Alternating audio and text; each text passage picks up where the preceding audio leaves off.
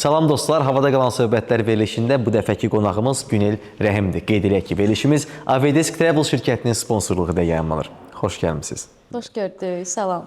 Doğrudan da biz çoxdan istəyirdik ki, siz bizim evimizə qonaq olasınız və çox sağ olun ki, dünən gecə gəlməyinizə baxmayaraq, gecə saat 2-3-də çatmısınız deyəsən Bakıya. Gəlmisiniz verilişimizə. Hətta dostlar, əli boş da gəlməyib, çox sağ olsun və İtaliyadan belə bir maraqlı şokolad göndərib. Dadına baxarıq birazdan, çox maraqlıdır, ona görə qoymuşam yanıma. Bir daha çox sağ olun doğrudan, təşəkkür edirik gəldiyiniz üçün. Mənə çox xoşdur, Rauf. Həqiqətən də bütün veş-vüşümü belə töküb söz verdiyim üçün bir balaca peşman olsam da ki, kaş biraz sonra gələrdi. Sözümü tutdum və çox xoşdur ki, hal-hazırda buradayım. Biz səyahətdən danışacağıq. Gəlin elə, biz hər zaman qonaqlarımıza ilk bu sual veririk. Çünki bizə də maraq olur. İlk səyahət hara olub, neçə yaşınızda olub və hansı xatirələriniz var? İlk səyahətim, səhv eləmirəmsə 25 yaşım var idi. Gürcüstana olub. Və quru yollarla getmişik Gürcüstana. İnanılmaz gözəl ab-hava. Yəni özümün həqiqətən belə sərhədimi aşdığım yaş idi hər mənada və ölkənin də sərhədini həmin yaşda, 25 yaşda aşmışdım və ona görə Tiflisin yeri tamamilə başqadır mənim üçün. Həqiqətən bizə əl çatan da Tiflis, amma mənim üçün yeri ayrıdır. Çox əylənmişdik, dostlarımızla getmişdik. Hətta evdə yalan demişdim ki, işdən göndərirlər. Çünki dostlarımızla buraxmırdılar evdən və mən yalandan dedim ki, işdən mütləq 3 günlük səfər, bəli, səfərə göndərirlər. Yəqin indi bilirlər də, yoxsa verilişdə tam bu sən qabaqlarına çıxsa da artıq üzürü sayın. Biz bunu başlığa çıxarırıq da o sırada. Amma artıq qorxmuram yəni, amma onda təbii ki, düzünü deməyə çəkinirdim evdə. Amma peşman da deyiləm. İstəmirəm insanları səhv yönləndirim, amma peşman deyiləm ki, yalan dedim. Çünki orada yaşadığım gözəl günləri hələ də xatırlayıram. Bu biraz şirin yalandır da, hardasa siz gəzməyə getmişsiniz. Yəni bu tam belə böyük bir fantastika deyil deyib söhbətin üstünü bağlayırıq belə dostlar. Günel, hava limanına gedəndə, baxın, məncə deyir, bütün insanların Azərbaycanda, Bakıda yaşayan hamının sevdiyi yoldur da o Mərdəkandan hava limanına gedən yol. Çünki əgər uçursansa bir həvəs var. Sizdə necədir? Ora gedəndə gedəcəyiniz ölkənin həyəcanı mı sizə maraqlı gəlir, yoxsa orada yaradacağınız kontent mi yəni? Bu öncədən bir düşünürsünüzmü məsələn, ora gedəndə bir kontentlər nələr yaratmalısınız, nə olsa yaxşı olar? Əslində heç proqramlı bir insan deyiləm. Heç yəni belə nəyisə orqanizə eləmək heç mənlik deyil. Əvvəldən heç nə düşünmürəm. İlk dəfə bu dəfə idi ki, biz İtaliyada idik. Yəni kontentimi bir-iki dənə kontentə save eləmişdim ki, belə bir video çəkəcəm orada. Amma ümumiyyətlə heç onu əvvəldən planlamıram. Orada artıq necə alınırsa, nə baş verirsə, orada fikirləşib kontent yaradıram. Çünki adətən elə olur ki, heç gedirəm 3-4 gün mən Instagram bir-iki dənə story atıram. Çünki həmin yerin ləzzətini çıxartmaq istəyirəm. Hava limanını isə məncə hamımız sevirik. Fərqi yoxdur hansı ölkəyə gedirik. Hava limanına getmək özü bir xoşbəxtçilikdir. O hətta videolar var ki, səhər 4-də 5-də çox oyanmaram, amma hava limanına gedirəmsə həmin dəqiqə yəni oyanıb hazır qapıda gözləyirəm. Məndə də elədir əlbəttə ki, çünki ora getməyin ayrı bir ləzzəti var. Bilirsən ki, yeni macəralara uçursan. Yəni yeni bir səyahət siz demiş, məncə hamı üçün maraqlıdır. Hamı harasa gedəndə həyəcanlanır. Hətta adicə rayona belə gedəndə səhər tezdən durmaq belə insanı incitmir ki, yox, mən bu dəfə istirahətə gedirəm. Ümumiyyətlə sizə görə bir şəhəri sevmək, məsələn, Günel bir şəhəri nəyinə görə sevir? Məsələn, bu xaricdə bir çox ölkələrdə olmusunuz. Nəyinə görə? Bunun gözəl mühitimi, yaxşı yeməyimi, yoxsa ab-havası mı? Nəyə əsasən də ən çox sevdiyiniz şəhərdə vurğulayacaq? Əsasən məncə özünü yad hiss eləməmək çox önəmlidir həmin şəhərdə. Çünki şəhər çox gözəl ola bilər, amma ab-havası yaxşı olmaya bilər və ya hansısa şəhərə gəlirsən, onun incəsənətini, ümumiyyətlə də yəni şəhərin ab-havasını kəşf edirsən, amma insanların sənə qarşı olan rəftarı biraz səni incidə bilər. Bəzi ölkələrdə var ki, belədir. Amma misal üçün mən Romada özümü heç yad hiss eləmirdim. Çünki onlar bizə çox oxşayırlar, səsli küylüdülər, çox açıqdılar, səmimidirlər. Ona görə ilk öncə məncə sənin düşdüyün ab-hava sənə doğma gəlməlidir, yaxın gəlməlidir. Kəşf eləməlisən təbii ki, o ayrı seçkiliyi yenə də. Amma məncə ilk öncə səni şəhərin qarşılamağıdır. Sonra isə təbii ki, onun incəsənəti, nə bilim, binaları, yaradılışı, yemək, içmək o öz yerində zaten ki, hər ölkənin özünə məxsus bir mətbəxi var, onu da dadmaq. Yoxlamaqdan çəkinmirsiniz, məsələn? Misal üçün, dəniz məhsullarına qarşı biraz çəkinirəm, çünki öyrəşmədiyimiz bir daddır, risk eləmirəm. Amma araşdırıram, baxıram da, ChatGPT sağ olsun. Yazıram dərhal ki, bunu yeməyə dəyər ya yox, o da izah eləyir, mən ona görə seçim eləyirəm. Dostlar, mən sizə indi bir mövzuda sir açıqlamaq istəyirəm. Bunu hamınız görmüsünüz. Deməli, Günel Rəhim yeni bir kəşfə imza atıb bu İtaliyada.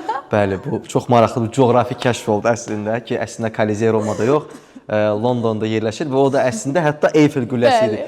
Buradan coğrafiya müəllimimə salam göndərirəm. O mənə deyirdi ki, sən heç nəyə nail olmayacaqsan. Müəllimə, bugün mən Londonda Eyfel qülləsinin qabağında dayanmışam.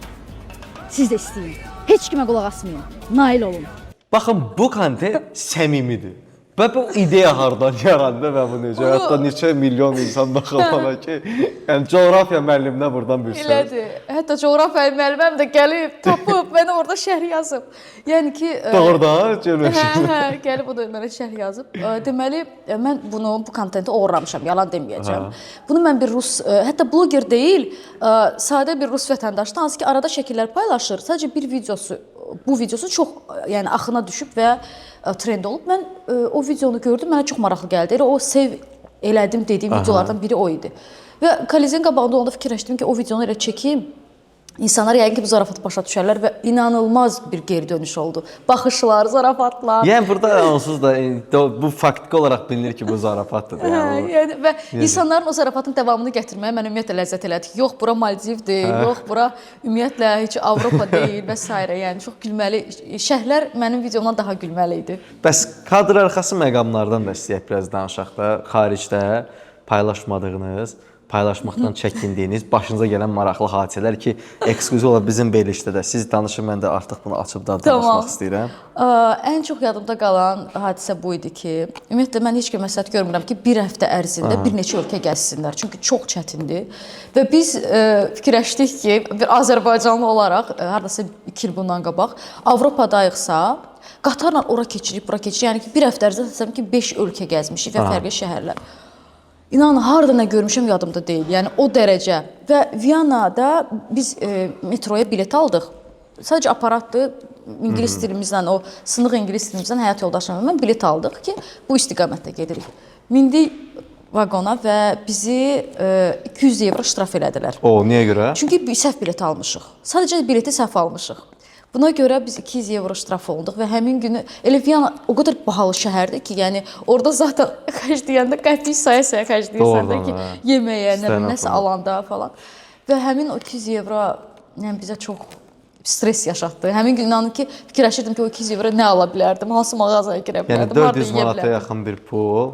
Sadəcə ştraf. Bəs gedib çıxa bildiniz, əsas odur da. Yəni gedib çıxa bildik, düşdük, dəyişdik qatarımızı, səhv almışıqmış.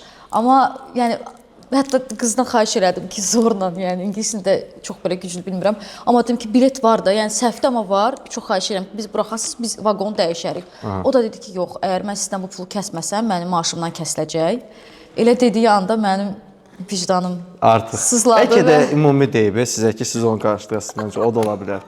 Sadəcə hiss edib ki, Azərbaycansınız. Dostlar, mən hazırda qutu açılımı eləyirəm. Fikrim burada da. Mənim özümə də maraqlıdır ki. Şəxsən mənə də ümid edirəm ki, yaxşı açmışam. Aha, maraqlı. Gəlin bunun dadına da baxaq. Artıq bu videolar necə deyirlər? Dad test edilir. Unpacking? Unpacking edirik. Hə. Amma o İtalyanski şokoladların unpackingi hazırda. Aha, çox maraqlıdır. Gəlin bilirəm, siz də dadına baxın da necə. Mən özümdən şokolad gətirmişəm, narahat olmayın sizin üçün. Çox sağ olun.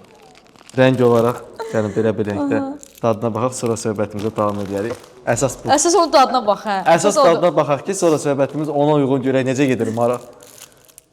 Hə, nerede qalmışdınız? Necə söhbət belə gedir artıq. Necədir? Dadlıdır. İndi söhbət daha maraqlı necə Gərək kamera arxasındakilərə də saxlayalım. Hə, dostlar var burada, narahat olmuyor. İstəyirsə gəlin siz də götürüb dada bilərsiniz, narahat.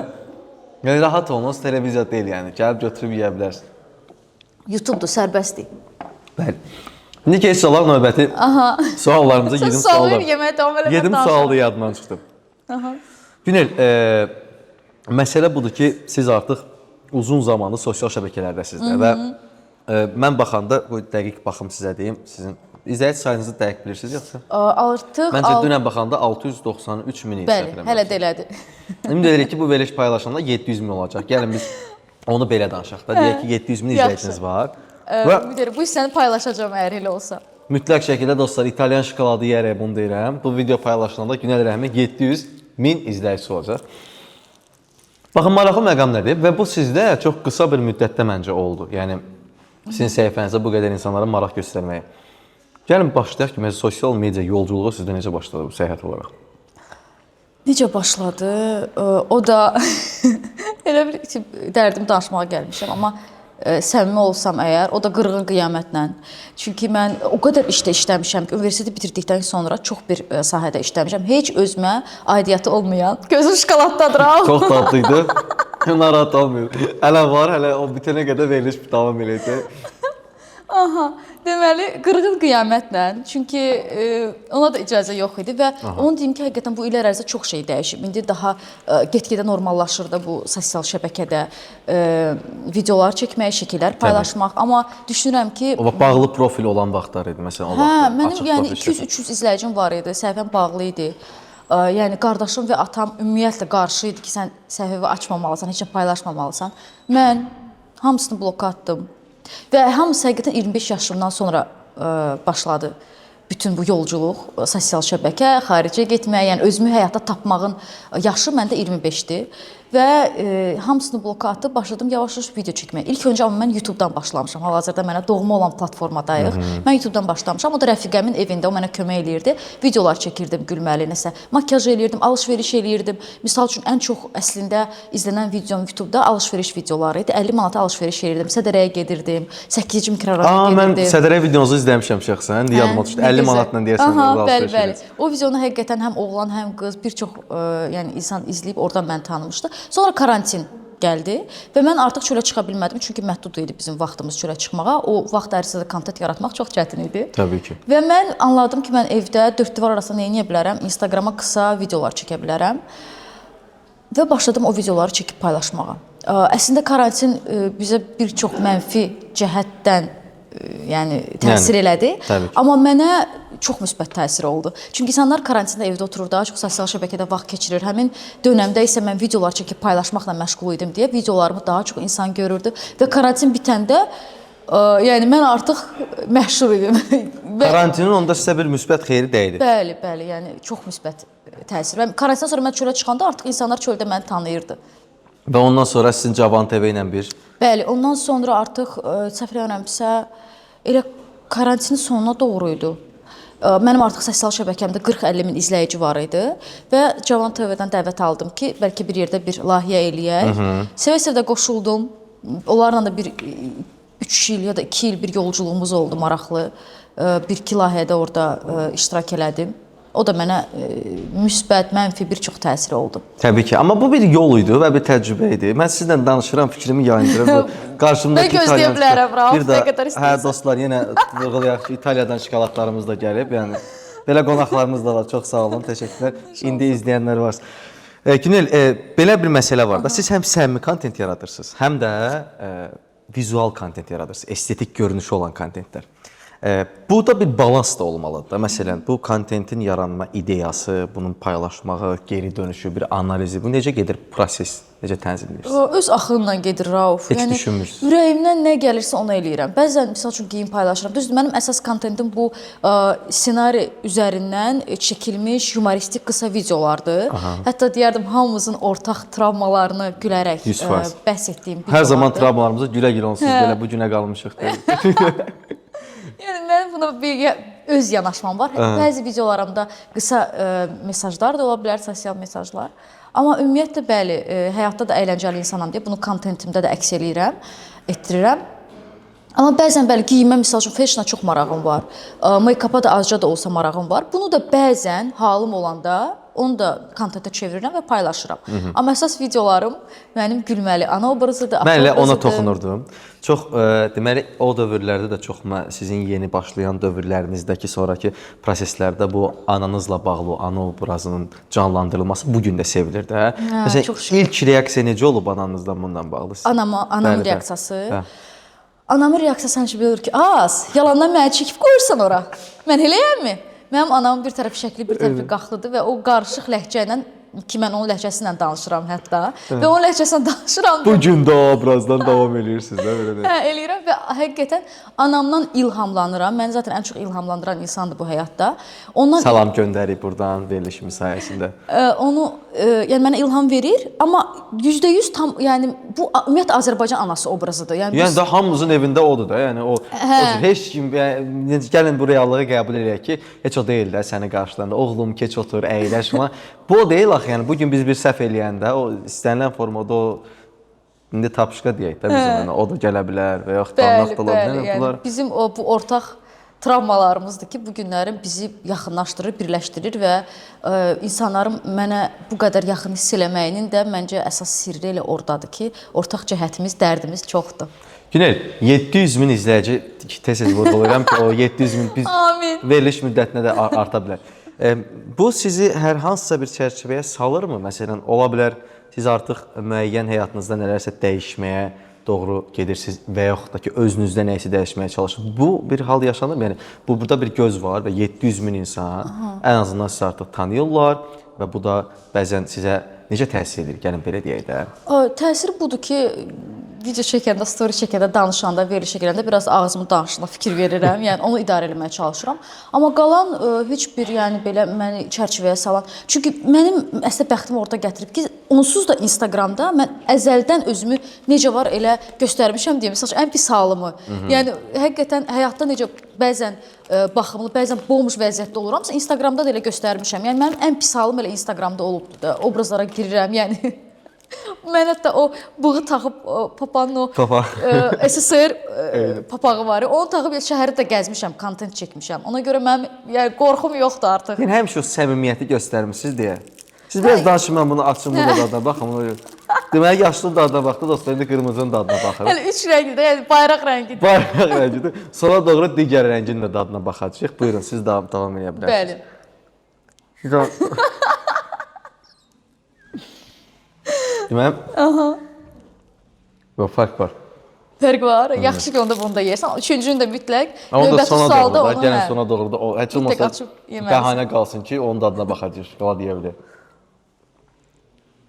Bəs yaxşı, hər gün doğrudan da kontent yaratmaq bu bir çətin proses deyil. Bəzən çətindir, amma mən heç vaxt demərəm ki, blogerlik, ümumiyyətlə kontent yaratmaq, bu işi görmək çətindir. Çünki o qədər işdə işləmişəm və saatlarla, yəni mən işdə ayaq üstə dayanmışam, insanlarla ünsiyyət qurmuşam, bəzən konflikt yaşamışam və hal-hazırda öz yaşlarıma baxanda, keçdiyim o yola baxanda başa düşürəm ki, bu əsla çətin bir iş deyil. Sadəcə kreativlik lazımdır. Əgər səndə kreativlik və biraz fərqlilik varsa və səmimi olmaqdan çəkinmirsənsə, bu iş sənlikdir, həqiqətən. Amma çətindir deyə bilmərəm. Yəni mənim üçün əsla çətin deyil. Mənə zövq verir. Çətin olsa belə o məni sevindirən çətinlikdir. Çünki mən kreativliyi sevirəm, araşdırmağı sevirəm, yazmağı sevirəm, film izləməyi, başqa kontentləri izləməyi sevirəm deyə oradan yeni bir şey çıxardıram, paylaşıram və izləyicilər də mənim izləyicilərim, doğmalarım məni onu görüb, anlayanda, mənə çox gözəl geri dönüş eləyəndə mən ilhamlanıram və növbəti kontenti yaratmağa başlayıram. Bəs stereotiplərlə necə mübarizə aparırsınız? Gəlin belə deyək də, məsələn, bugünkü gündə qəbul eləməliyik ki, mənfi yanaşma və mənfi şər biz nə qədər yaxşı bir işlə görsək, bunu ən azı 5 nəfərdən ikisi müzakirə eləyəcək də ki, yox, bunu gərək belə eləsəydilər daha yaxşı olardı. Bunlarla mübarizə, yəni mənfi şər ümumiyyətlə tənqidə açıq birisiniz, yəni belə deyək sual. Sağlam tənqidə bəli, açığam. Və yəni mənim postumun altında yaxşı və pis də şərt tapmaq olar. Çünki hər hənin öz fikri var. Hamı açıqdır öz fikrini bildirməyə. Təbii ki, sərhəd var onu aşmadan. Hamı yəni kritika deyirlər də, sağlam o kritikaya mən açığam. Amma stereotiplərə qaldıqda isə mənim kontentim onsuz da onun üzərində qurulub ki, mən bu o qız obrazından bu stereotiplərə qarşı vuruşan bir obrazam. Amma mənim anam isə həmin o canlandırdığım obraz o Azərbaycanda qoyulan stereotiplərdir ki, qadağalardır, davranışlardır, sərhədlərdir. O obraz əslində onu göstərir. Bəzən ata obrazı da ora qatılır, amma daima mərkəzdə ana obrazıdır və onun qızıdır ki, Azərbaycanın məncə gəncliyini təmsil eləyir və vuruşur bu stereotiplərə qarşı. Ona görə sonunda bir necə deyirlər mübarizədən qalib çıxmaq üçün belə deyək. Bəli, mən fikirləşirəm ki, biz yeni nəsil olaraq, düz bizdən sonra gələn nəsil, yəni Necə olacaq? 2000-lər onlar ümumiyyətlə daha sərbəstdilər. Yaxşı ki, daha çox O araşdırandılar. sırada 2001 olaraq mən burada əyləşmişəm. Doğrudan. Vallahi 2001. Ay Allah 2001-lər sən kimi görsənir Rao. Yox. Ay Allahım. Siz necə bir şey təsəvvür edirsiniz belə bir şey gəlir? Heç olmasa məktəbə getsin də nə olar? 2001-lər universiteti bitirib veriliş aparır dostlar bu arada. 2001-lər artıq evlənir. 2001-lərin artıq 24-25 olur yaş olaraq. Bugün aldığım Bilirsin. həbs məlumat bu idi. Doğrudan. Mən bilmədim bu xəbərə sevinim yoxsa yox. Qeyd eləyək ki, verilişimiz Avidesk Travel şirkətinin sponsorluğu ilə yayımlanır. Avidesk Travel şirkəti ölkədə uzun müddətli turizm sahəsində fəaliyyət göstərən öndə gedən şirkətlərdən biridir. Bu dəfə Avidesk Travel şirkəti sizə səyahət üçün tamam fərqli bir istiqamət təklif edir. Artıq siz Antalya, Bodrum, Montenegro kimi adları unuda bilərsiniz. Çünki bu dəfə Avidesk Travel şirkəti sizə Birləşmiş Ərəb Əmirlikliyinin gizli qalan cənnəti Ras Al Xayməyə səyahət etməyi təklif edir. Düşünün, Dubay səviyyəsində xidmət, amma Antalyadan daha sərfəli. Yalnız resort otellər, lüks və elit istirahət. Ən əsası isə vizasız səyahət. Daha ətraflı məlumat almaq üçün aşağıdakı nömrələrlə elə indi tələsin və əlaqə saxlayın. Qeyd eləyək ki, hazırda Ras Al Xaymə bölgəsinə qaynar tur paketləri də mövcuddur. Təyyarədə kimlər? Təyyarədə mən sizə seçimlər verəcəyəm və siz o insanlarla, burada sizi sınağa da çəkəcəyik, ola bilsin dostlarınızdan inciyənlər də ola bilər. Çox ədalətli, çox ədalətli bir siyahı hazırlamışıq sizin üçün. Əziz dostlar, Günel Rəhimlə təyyarədə kimlər? Təyyarədə siz və yanınızda bir nəfər var. Uzaq bir yerə səyahət edirsiniz. Olsun, məsələn, Yaponiya bir 10 saat uçuşunuz var. Həmail Ələsgərova yoxsa Nəcibə Əhmədli? Əslində hər ikisindən də elə Romaya toya gedən səfərimiz olub və çox əyləncəli olub.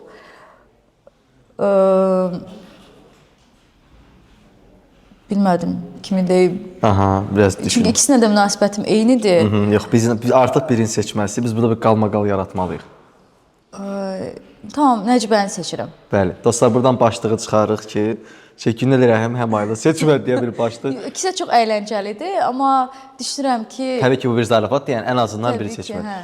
Deməli, Nəcibə Əhmədli yoxsa Aynişan Quliyeva? Aynişanla da həmçinin Romada olub bizim səyahətimiz. Yəni toyda bütün blogerlərlə yəni səyahətimiz eyni ana düşmüşdü toya görə. Nəcibə ilə davam eləyək, çünki Aynişanla Nəcibə ilə daha yaxınam, yəni nəinki Aynişanla, ona görə fikirləşirəm Nəcibə. Nəcibə Əhmədli yoxsa Billie Eilish?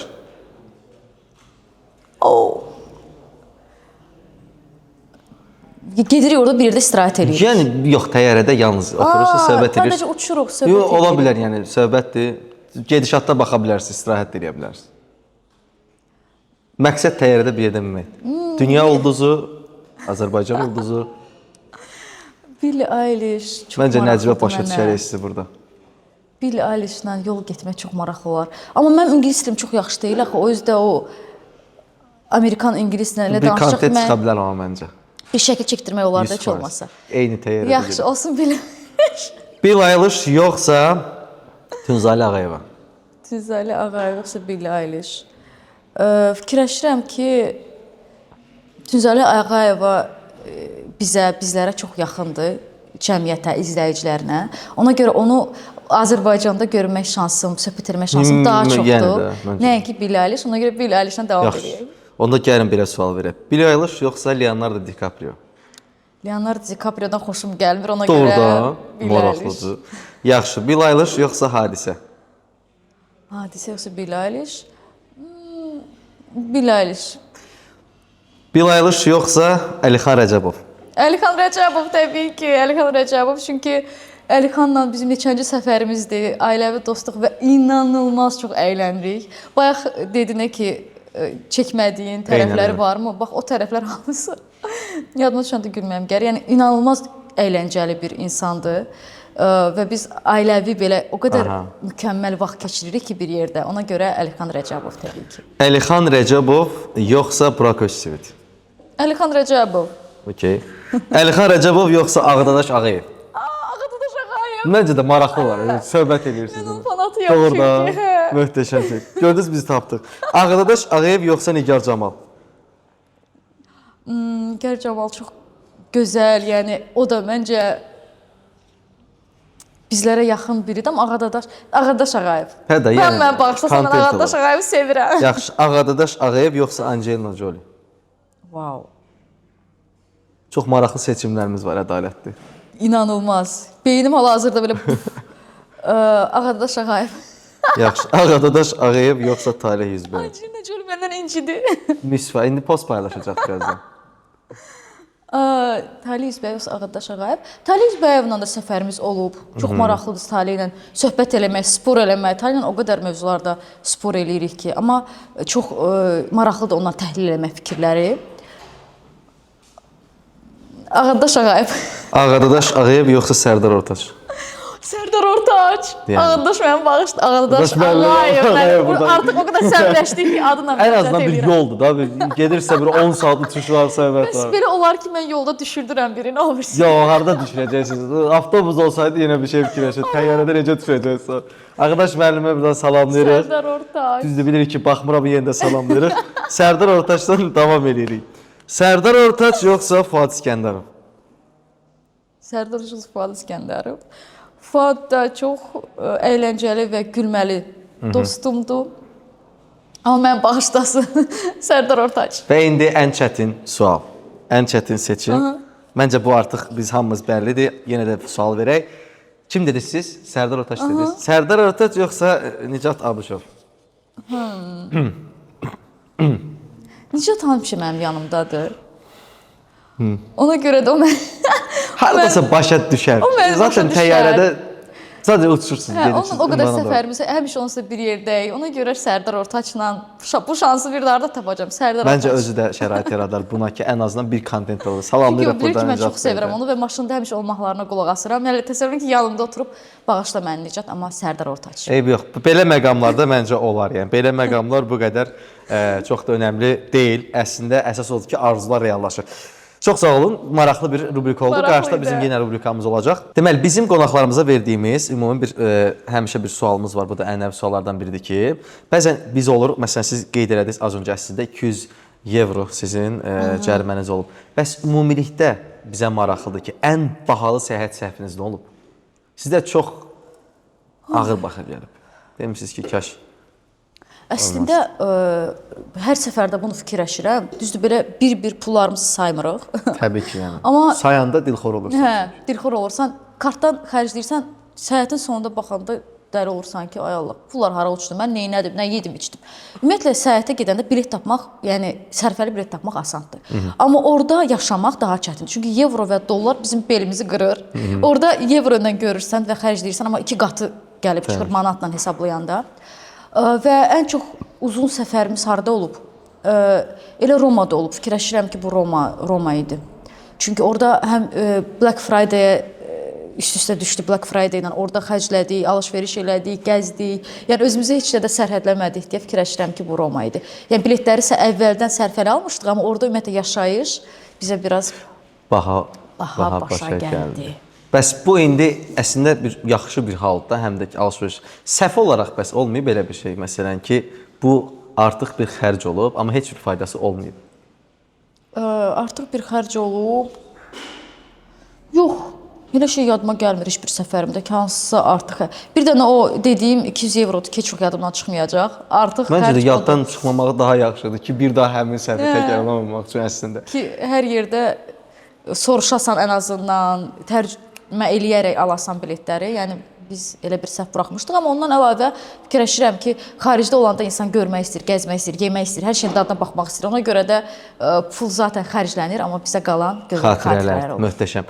Baxın, bəzən deyirlər ki, səyahətlər insanların üz cizgilərini dəyişir də. Bu istənilən formada onlara təsir eləyir və biz bəzən səyahət eləyəndə özümüzdən qaçırıq, ya da ki, fərqli təcrübələr toplayırıq. Sizə görə bəs ümumiyyətlə səyahət anlayışı necə olur?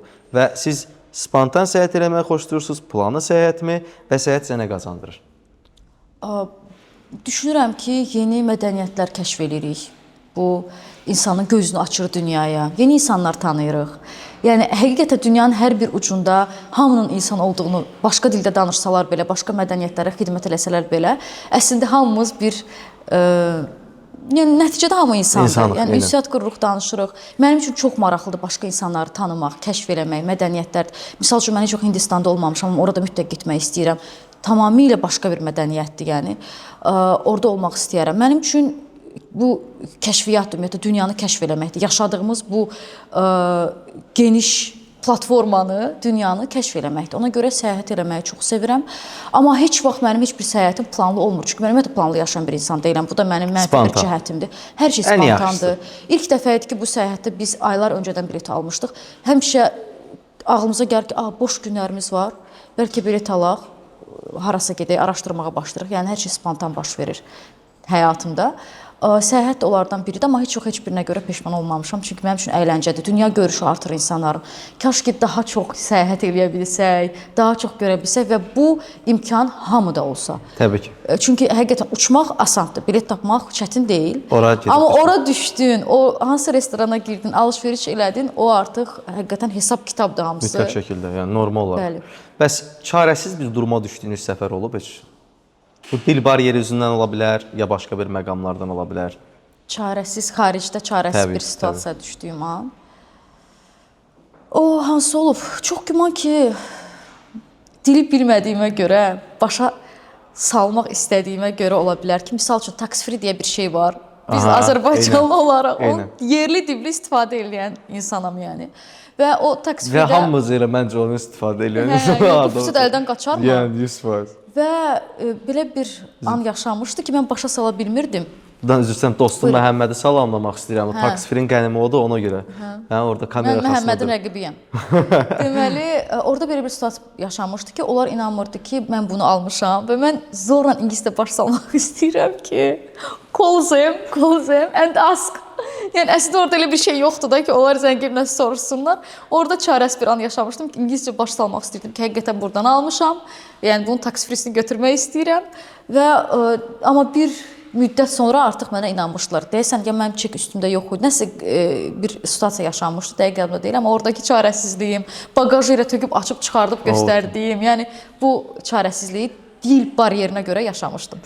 Amma bilirsiniz, bunlar da həmin dövr üçün bir çətinlik olursa, sonra danışma bir xatirətdir. Səyahət ümumiyyətlə elə bir maraqlı bir haldır ki, orada yaşadığınız çətinliklər bir müddət sonra zarafata çevrilir. Biz istəyərdik ki, sizdən daha bir rubrika eləyək. Ənlər rubrikasıdır. Mən sürətli formada sizə deyəcəm və siz həmin an yadınıza düşən şəhəri olduğunuz təbii ki, şəhəri, ölkəni və situasiyanı deməlisiniz. Başlayaq mı? Başlayaq. Əziz dostlar, narahat olmayın. Burada çox belə sadəcə sürətli formada desəz yaxşı olar.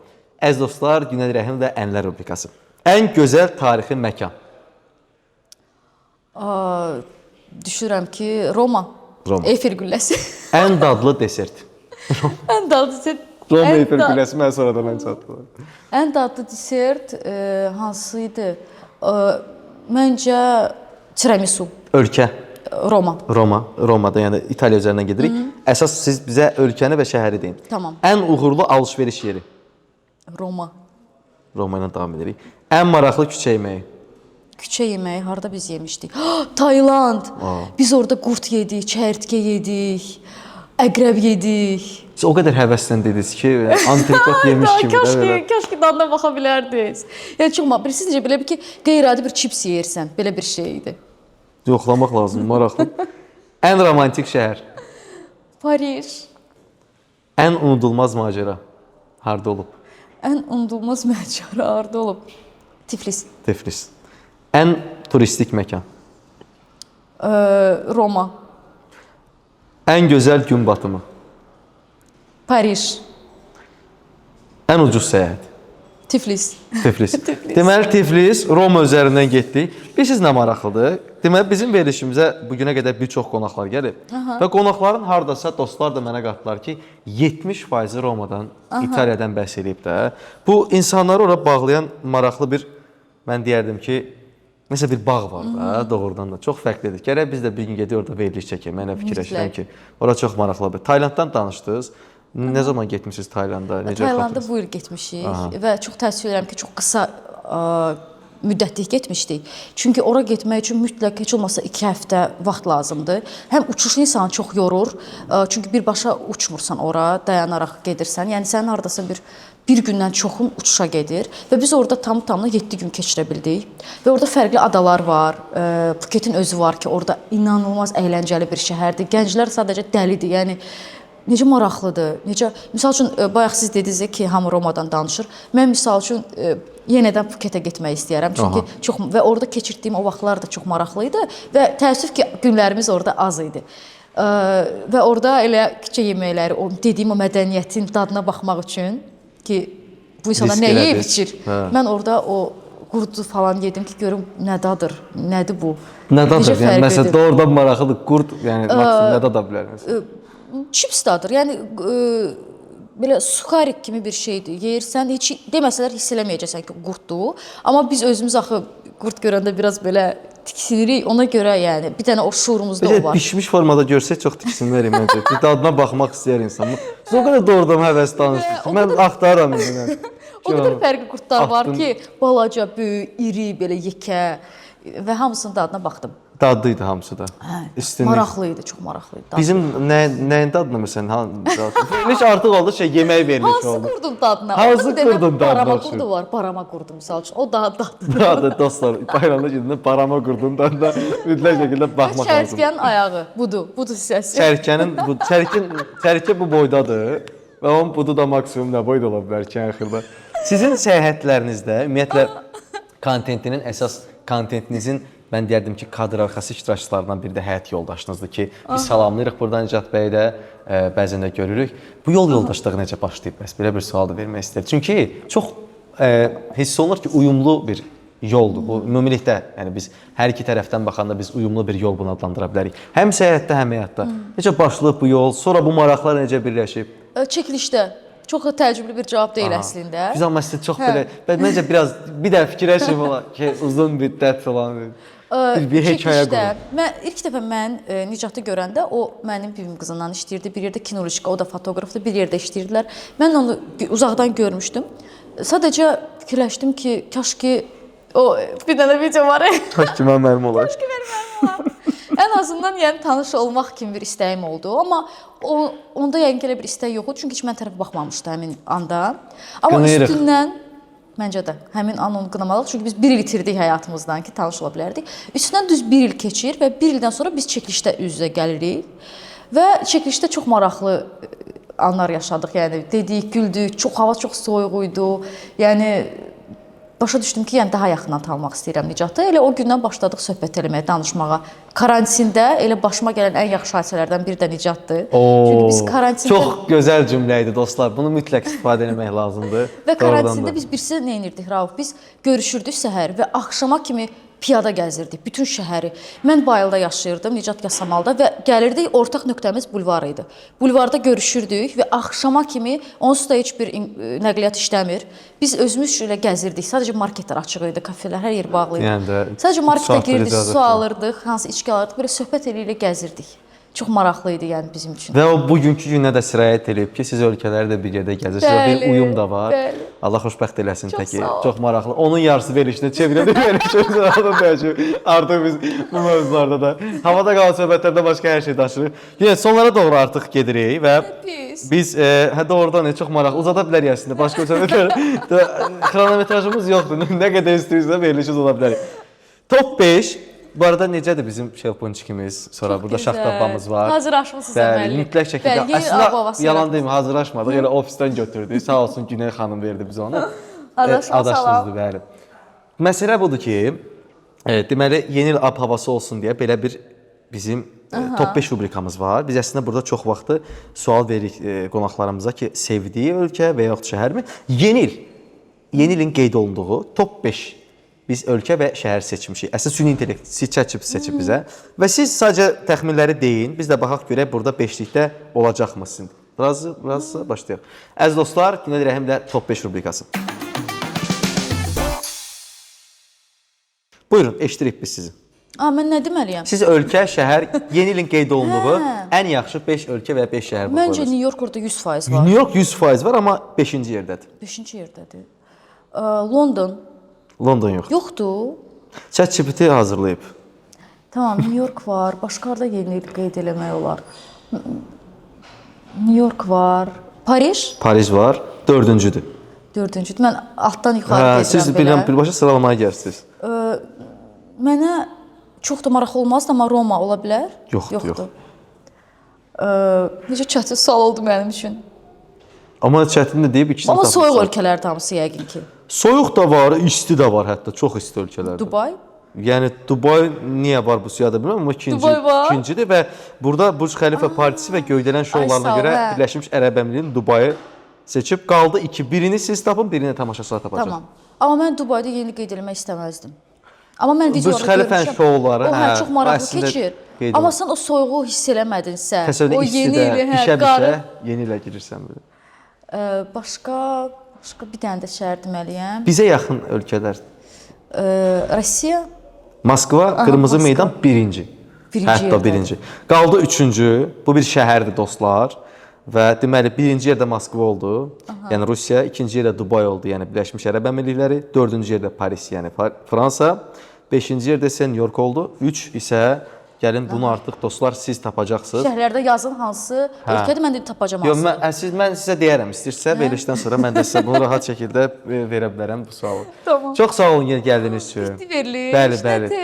Doğrudan düşünürəm ki, maraqlı oldu amma çox belə, amma bunun dadına da baxım, gəlin elə yekunlaşdıraq. Bir dənə qalıb hə. Gəlin belə deyək, yeni ildə belə bir sual da verim sizə. Getmək istədiyiniz və sizin özünüzün xüsusi bir arzunuzda olduğu bir ölkə varmı? Yeni il orada qeyd etmək istədiyiniz. Bax, Moskvada heç olmamışam. Və o birinci yerdədir. Aha. Yəni əgər birinci Bu artıq marağın yaranmalıdır. Maraq yaranır. Bir də ki, mənim dostlarım hətta hazırda Qazaxıstandadır və orada yeni il qeyd eləyəcəklər. İstəyərdim ki, yəqin ki, bu yeni ildə orada olum və onlarla bir yerdə o yeni ilə girək. Amma bilmirəm alınacaq ya yox. Sadəcə orada olmaq istəyərdim ki, həm onlar yaxşı qeyd edirlər yeni ili, həm də ki, dostlarım orada olduğu üçün ab-hava da orada gözəl olacaq. Ümumiyyətlə necə qeyd edirsiniz? Yəni belə ailə ilə yoxsa çöldə belə? Mən həmişə ailə ilə evdə qeyd eləmişəm, amma ilk dəfə həyat yoldaşımla bir yerdə dostlarımız bu yeni ilə qeyd eləmişdik. Yəni evdə yox, çöldə qeyd eləmişdik ilk dəfə. Çox maraqlı keçmişdi. Yəni səhərə kimi qeyd eləmişdik. Maraqlı idi, amma evdə keçirmək də yeni ili mənim üçün çox şəndir. Əsas odur ki, masanın arxasında kimlər var? Məncə bu sözün artıq biz verilişi yekunlaşdıra bilərik. Həyatda da biz gərək həmişə ona diqqət eləyək. Bəli. Yəni çox sağ olun. Təşəkkürlər. Bu arada təəssüratlarımı da bildirim. Ümumiyyətlə üçü də çox dadlı idi. Ən azından çox belə maraqlı şokolad dadını hiss eləmək olurdu. Bunda belə korobkasını da biz bir də göstərək dostlarımıza. Baxın dostlar. Əl dolu gələn qonaqlarımız da var. Əl dolu gələn qonaqlarımız da var. Çox sağ olun, minnətdarım. Sən sağ ol, həm hədiyyəniz üçün ki, mən bilirəm bir balaca peşmanlıq var idi. Gecə saat 2-də çatıb Amma peşmanlıq getdi yəni. Həqiqətən. Söhbət. Mən o gün söhbətə gedərik də siz. Çox sağ olun bir daha. Uğurlar arzulayırıq sizə. Doğrudan çox maraqlı, özünüzə məxsus kontentiniz var ki, bu artıq 700 min izləyicidən də bilinir. 100% bu veriliş paylaşımda 700 min. Görək. Panel vururuq da ki, 700 min olsun ki, özümüz artırıq. Ya da ki, gözlə 700 min olanda veriliş paylaş ki, yalancı çıxmayasan. Məncə çox gec olmaz, yaxın müddətdə olar. 700 min izləyici çox böyük bir rəqəmdir və bu insanlar da sizi sevərək izləyirlər. Biz sizə ancaq uğurlar arzu eləyə bilərik. İnşallah daha da belə necəm 700 min olar 7 milyon və biz sizdən maraqlı və gözəl kontentlər izləyərik. Çox sağ ol Rauf, dəvətin üçün. Çox xoş oldu mənə və çox belə axarında getdi bütün veriliş. Çox da tez bitdi mənim üçün. Təşəkkür edirəm dəvət üçün. Səhər oyananda çox peşman idim. Dünyanı söyürdüm, amma hal-hazırda çox xoşbəxtəm ki, buradayam. Çox maraqlı keçdi və həqiqətən də çox axıcı, maraqlı suallar və veriliş hazırlamısan. Təşəkkürlər. Təşəkkür edirəm, bəli dostlar. Siz havada qalan söhbətlər verilişində bu dəfə Günel Rəhimli olan müsahibəni izlədiniz. Gələn buraxılışlarda qonaqlarımız kimlər olsun? Bunu mütləq şərh bölməsində yazmağı unutmayın. Və qeyd eləyək ki, verilişimizin baş sponsoru Avidesk Travel şirkətidir. Xudahafiz.